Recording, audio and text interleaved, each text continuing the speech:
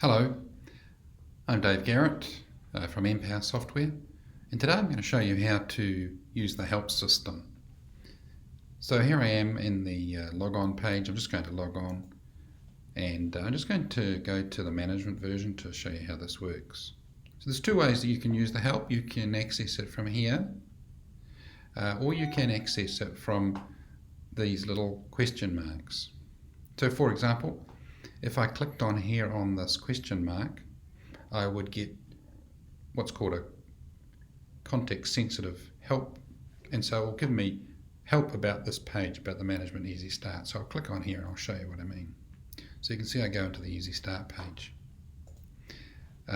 Or if I'm perhaps in Setup Employee and I'm not quite sure about something on here, I can click here on the Help for Employee.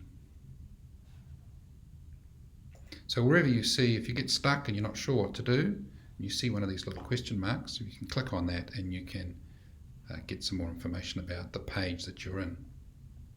The second way, as I said before, is to click on the Help button here, and you can click on Empower Help here.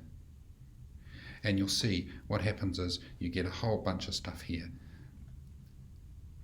So if you're new to Empower, what you might want to do is click on here and maybe click here on the introduction, and you'll get information. I might suggest that you read through here and maybe the Getting Start part as well.